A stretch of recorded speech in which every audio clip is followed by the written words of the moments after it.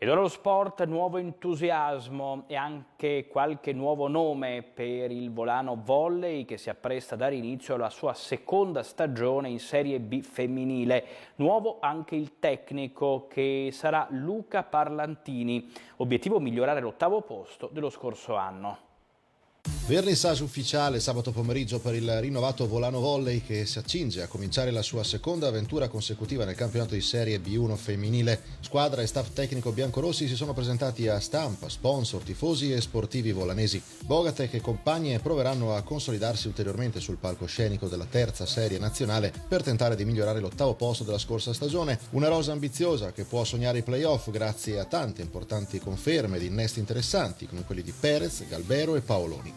Non diciamolo troppo ad alta voce, però si spera, la squadra è competitiva in un po' tutti i reparti, l'allenatore è molto preparato, quindi speriamo di sì. Non basta fare la partita della vita, ma bisogna mantenere uno standard di qualità elevato in tutte le gare. Questo è un po', quello che serve. Il presidente Vigilio Baldessarini ha voluto fare un passo indietro, ringraziando tutte le persone che hanno permesso al Volano di vivere positivamente la sua prima storica annata in B1.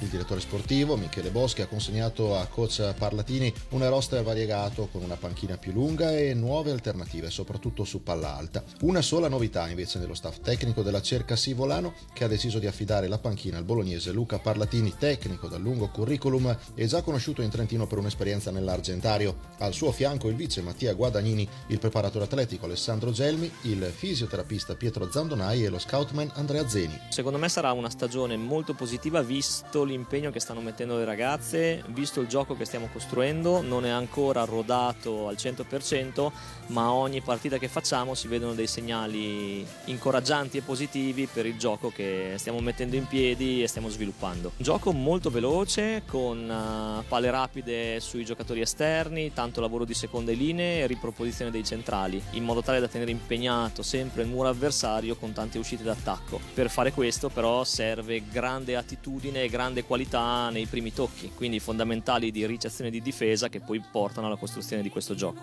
Questa è la nuova rosa biancorossa che sabato sera inizierà il suo cammino davanti al pubblico amico di Via Zucchelli. Martina Cazzanelli e Camilla Giora al palleggio, Erika Riscases e Sabina Perez in posto 2, Martina Bogatec, Maddalena Crotti e Jessica Del Val al centro della rete, Sharon Bisoffi, Emma Galbero, Teresa Paoloni e Stefania Pistolato in banda, Marta Scanavacca e Valeria Zoner nel ruolo di libero.